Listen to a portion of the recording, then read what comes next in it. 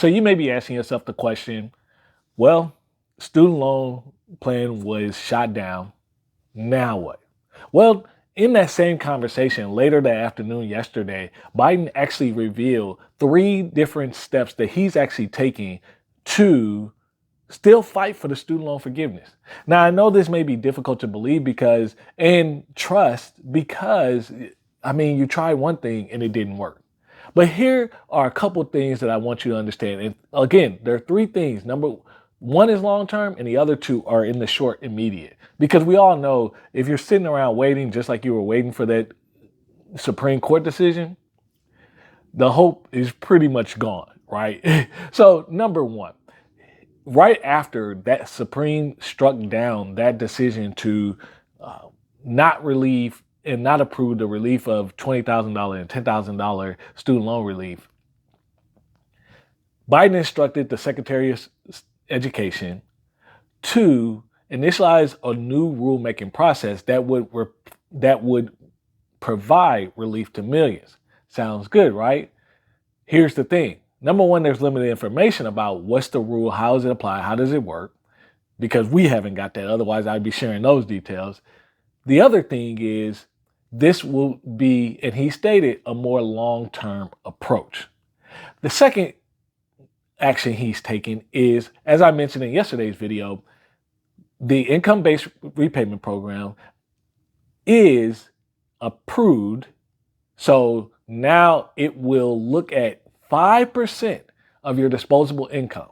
And the expectation based off the data that they were looking at when making this plan is that many people will save nearly $1,000 a year from this change, and many people won't have to make an actual payment. That was the goal. That's what he saw with this new pay. Why is that good? Well, you don't have to make payments, but your payments are actually counted towards your debt forgiveness balance.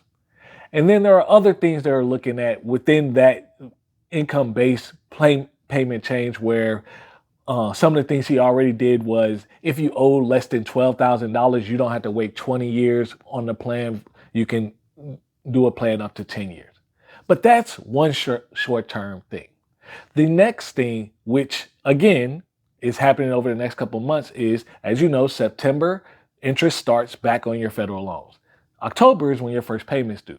Well, he has instructed that these servicers can, if you can't make the payment, he's calling an on-ramp process plan, where if you can't make the payment, they won't report negative to you, it won't get deferred, you won't go to collections, and it won't have negative credit reporting. However, throughout that time, interest will still be accruing. The purpose of this is to allow you time to really get your budget together to make that plan. And that on-ramp plan lasts from October, when the payments are set to begin, till next year, September. See, the student loan thing is very, very intricate. And like I said, I'm not trying to provide excuses, more just sharing the information as it stands.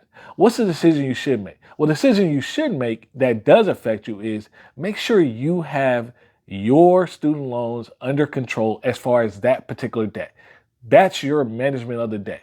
Whatever your payment is supposed to be, make sure you contact your servicer so you know what your payment is supposed to be. You know what you're expected to pay, and you can begin to plan for that in your budget. Again, if something should come along that can help you gain momentum in paying the debt off, great.